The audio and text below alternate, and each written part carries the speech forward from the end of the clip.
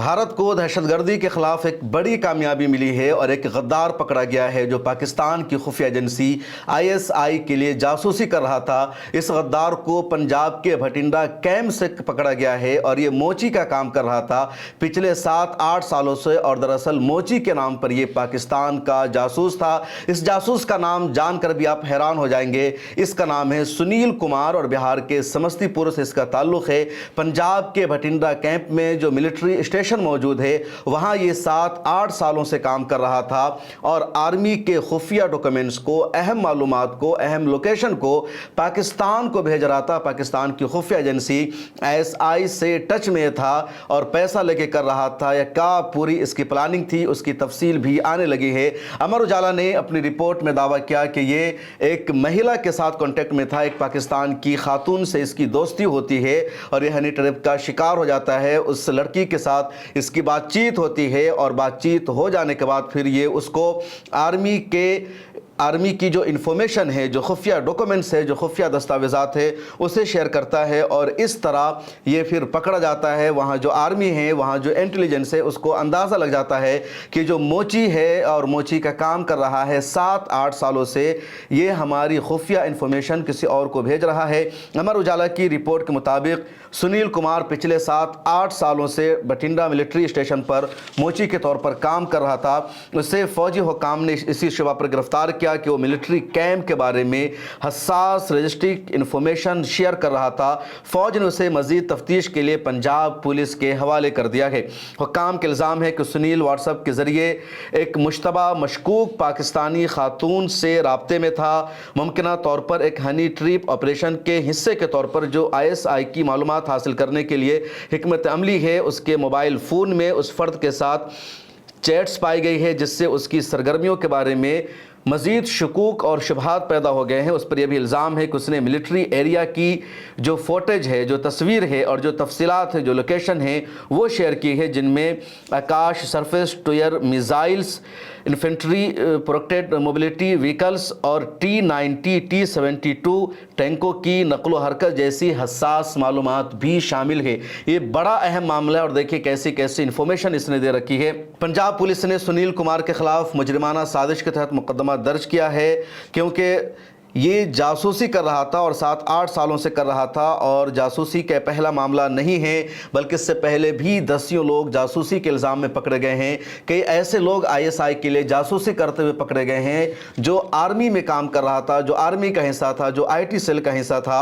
और Pahalgam terror attack के बाद एक बड़ी कामयाबी है कि देश के अंदर से एक गद्दार पकड़ा गया है, एक जासूस पकड़ा गया है। इस खबर के अलावा कुछ और खबरें जान लीजिए और वो खबरें ये है कि नेशनल सिक्योरिटी को लेकर भारत सरकार बहुत ज़्यादा संजीदा है, फिक्रमंद है और लगातार एडवाइजरी जारी की जा रही है।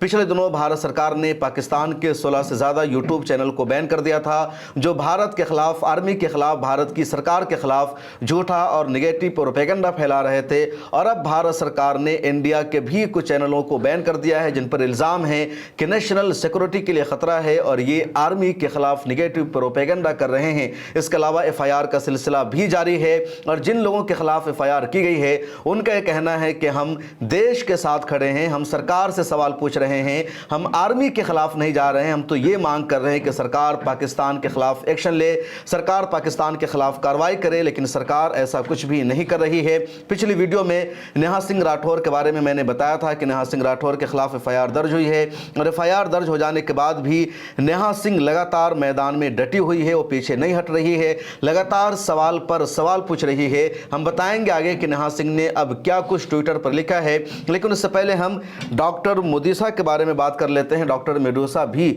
सोशल मीडिया पर बहुत ज़्यादा एक्टिव है, लगातार सरकार की तनकीद करती है, आलोचना करती है। डॉक्टर मेडूसा का असल नाम है डॉक्टर मदरी काकोती। इसके खिलाफ भी FIR दर्ज हो गई है सेडिशन एक्ट के तहत। लखनऊ यूनिवर्सिटी में असिस्टेंट प्रोफेसर है डॉक्टर मेडूसा और इनके एक ट्वीट की वजह से इनके ऊपर FIR दर्ज हो गई है। इल्ज़ाम लगाया जा रहा है कि इनके ट्वीट को पाकिस्तान में गलत तरीके से पेश किया गया। पाकिस्तानी मीडिया इनके ट्वीट को इस्तेमाल कर रही है, जिसकी वजह से एबीवीपी के एक वर्कर ने, एबीवीपी के एक रुकन ने इनकी शिकायत दर्ज कराई और फिर पुलिस ने एफआईआर भी दर्ज कर लिया। डॉक्टर मेडूसा का ट्वीट क्या था आप स्क्रीन पर देख सकते हैं। डॉक्टर मेडूसा ने लिखा था, धर्म पूछकर गोली मारना आतंकवाद है और धर्म पूछकर लिंचिंग करना, धर्म पूछकर नौकरी से निकालना, धर्म पूछकर घर न देना, धर्म पूछकर घर बुलडोज करना वगैरह वगैरह भी आतंकवाद है। असली आतंकी को पहचानो। ये डॉक्टर मेडूसा का ट्वीट है। डॉक्टर मेडूसा ने दरअसल पहलगाम टेरर अटैक के बाद जो मामले हुए उस पर सवाल उठाया। मीडिया रिपोर्ट में यह दावा किया जा रहा है कि पहलगाम में जो आतंकी आए थे उन्होंने विजिटर से उनका धर्म पूछा था, उसके बाद फायरिंग की थी, उसके बाद मारा था। जो दूसरे विजिटर्स वहां पर मौजूद थे उनमें से कुछ ने इसको झूठ बताया है और कहा कि ऐसा नहीं है। मीडिया के जरिए निगेटिव प्रोपेगेंडा किया जा रहा है। उन लोगों का यह भी कहना है कि जो 2000 दूसरे विजिटर्स वहां थे उन सब की जान भी कश्मीरियों ने ही उनका धर्म और मजहब पूछे बगैर बचाई थी।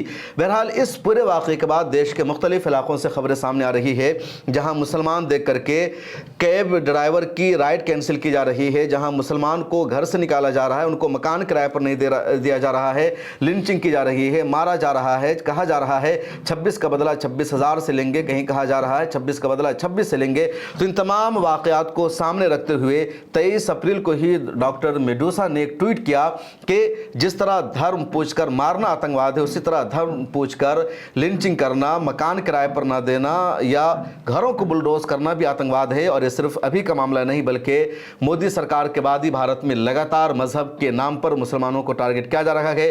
तो डॉक्टर मेडूसा का एक ट्वीट था जिसकी वजह से डॉक्टर मेडूसा के खिलाफ एफआईआर दर्ज कर ली गई। हालांकि डॉक्टर मेडूसा का कहना है कि इस तरह की एफआईआर से मैं डरने वाली नहीं हूं, मैं पीछे हटने वाली नहीं हूं, मैं सच बोलती रहूंगी, मैंने कुछ भी गलत नहीं कहा।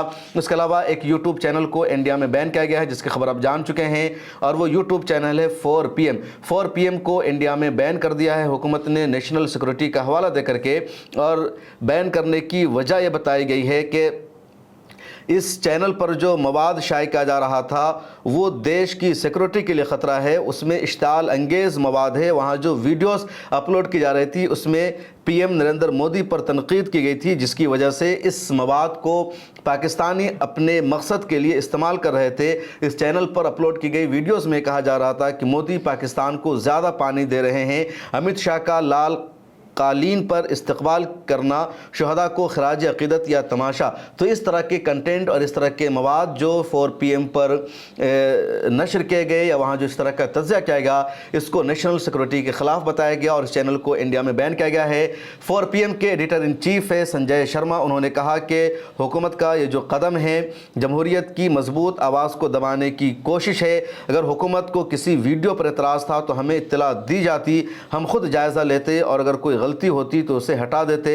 उनका भी कहना है कि मोदी भारत नहीं है, हुकूमत से सवाल करना जुर्म नहीं है बल्कि जमहूरियत में सवाल करना हमारा हक़ है।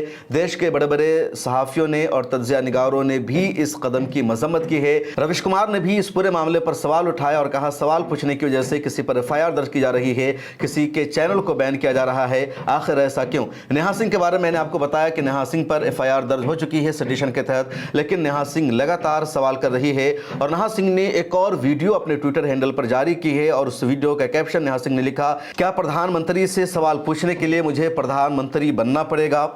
सरकार इतनी मनभड़ कैसे हो गई है कि वो जनता से नहीं डर रही है। अरे धिक्कार है उस जनता पर जो अपनी बनाई सरकार से डरने लगी। अपने जिंदा होने का सबूत दीजिए, सवाल पूछिए, अपना हक लीजिए। आप सुनिए नेहा सिंह राठौर को। लोकतंत्र में जनता की चुनी हुई सरकार इतनी मनबड़ हो गई है कि वो जनता से नहीं डर रही है। सरकार इतनी मनबड़ हो गई है कि वो जनता को डरा रही है। अरे धिक्कार है उस जनता पर जो अपनी बनाई सरकार से डरने लगे और लानत है उस सरकार पर जो अपनी भाग्य विधाता जनता को डराने लगे। ये सरकार जनता की बनाई हुई है और जनता जब चाहे इसे बदल सकती है। सरकार जनता से है, जनता सरकार से नहीं। और अगर देश की सरकार देश की जनता से नहीं डर रही है तो इसका सीधा मतलब है कि ये सरकार बनाने का काम जनता कर ही नहीं रही है। तो सरकार फिर कौन बना रहा है? ईवीएम। फिर तो हो चुका खेला। सरकार ईवीएम बनवा रही है और ईवीएम सरकार बनवा रही है। बढ़िया है फिर तो। अच्छा, दिल पे हाथ रख करके बताइएगा, आपको सच में लगता है कि सरकार देशवासियों का भला कर रही है? क्या आपको अब तक नहीं समझ में आ रहा है कि सरकार की नजर सिर्फ देश के संसाधनों पर है? महंगाई, बेरोजगारी, स्वास्थ्य और शिक्षा जैसे मुद्दों को साइडलाइन कर देने वाली सरकार देश का भला कैसे कर सकती है?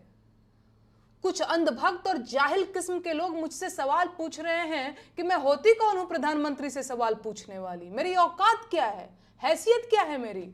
गजब सवाल है। अब क्या देश के प्रधानमंत्री से सवाल पूछने के लिए पहले मुझे प्रधानमंत्री बनना पड़ेगा? आप शायद भूल गए होंगे, लेकिन आपकी जेब में पड़ा एक कागज का टुकड़ा आपको ताकत देता है कि आप पूरे अधिकार के साथ देश के प्रधानमंत्री से सवाल पूछ लें। अपने सोए हुए दिमाग को जगाइए महाराज। आपका वोटर कार्ड आपको खाली सिम खरीदने के लिए नहीं दिया गया है, आपकी नागरिकता का एक दस्तावेज है, और वो उसके आधार पर रास्ते का एक गरीब मजदूर भी प्रधानमंत्री से पूछ सकता है कि साहब, मैं अब तक गरीब क्यों हूं? अपनी ताकत को पहचानिए। इस देश के नागरिक हैं आप, गुलाम नहीं हैं। आजाद देश के आजाद नागरिक हैं आप। जागिए और पूछिए सवाल इन बड़ी गाड़ी और ऊंचे मकान वाले नेताओं से कि आप अब तक बेरोजगार क्यों हैं?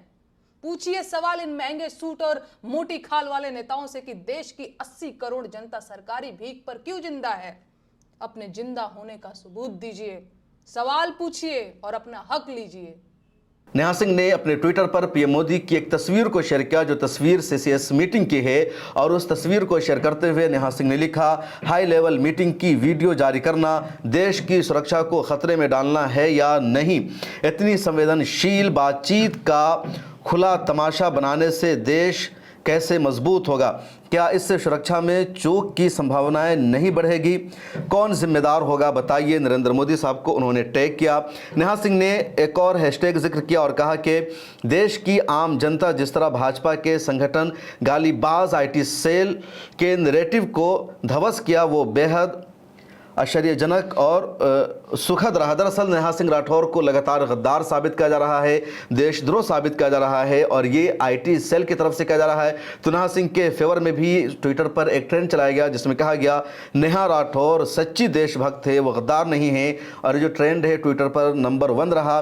तो इसी को नेहा सिंह ने शेयर किया। नेहा सिंह ने एक और ट्वीट किया और कहा कि अपनी नाकामी का ठेकरा देश की बेटियों के सर मत फोड़िए। दरअसल एक कार्टून बनाया गया और उसको नेहा सिंह ने अपने फेवर में इस्तेमाल किया। नेहा सिंह ने न्यूज़ 24 की भी एक न्यूज़ को शेयर करके वही सवाल उठाया जो पहले उसने सवाल किया कि दुनिया भर को क्यों मालूम होना चाहिए कि कोई हाई लेवल मीटिंग में कौन कौन अधिकारी और नेता शामिल थे? क्या ये देश की सुरक्षा के साथ समझौता नहीं है?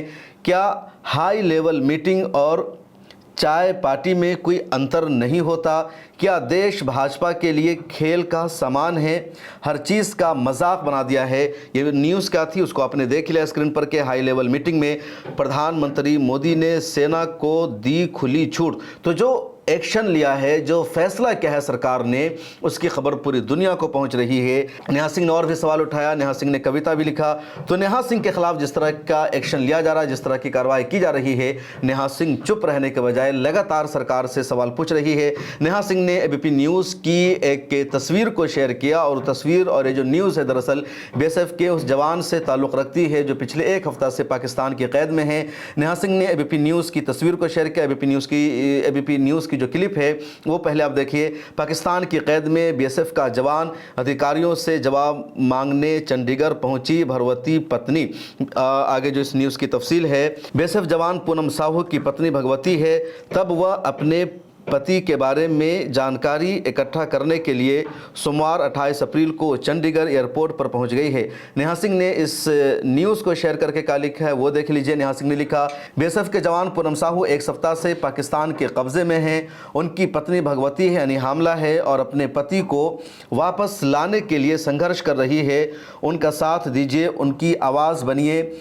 ये काम हमें और आपको ही करना होगा। भाजपा और आईटी सेल के पास गाली गलौज के अलावा कोई दूसरा काम नहीं है। एक और न्यूज़ उसी बीएसएफ के जवान के हवाले से नेहा सिंह ने शेयर किया और कहा कि 5 दिन हो गए नहीं लौटाया पाक ने बीएसएफ का जवान। इसमें भी नेहा सिंह ने लिखा, आइए देखिए भाजपा की देशभक्ति। हमारा एक फौजी भाई अभी तक पाकिस्तान की गिरफ्त में है, लेकिन किसी भाजपाई के मुंह से बोली तक नहीं निकली है। यह मुझे बदनाम करने में लगे हुए हैं और लाखों ट्वीट्स कर सकते हैं, लेकिन देश के जवान को बचाने में इनका कोई इंटरेस्ट नहीं है, शर्म करो। तो बीएसएफ का जवान पाकिस्तान की कैद में है और 1 हफ्ता हो गया है। इसकी रिहाई को लेकर के इसकी पत्नी जो परेशान हो रही है उसको लेकर के नेहा सिंह ने आवाज़ उठाया है। इस वीडियो में इतना ही। आपकी क्या राय है कमेंट सेक्शन में ज़रूर लिखिए।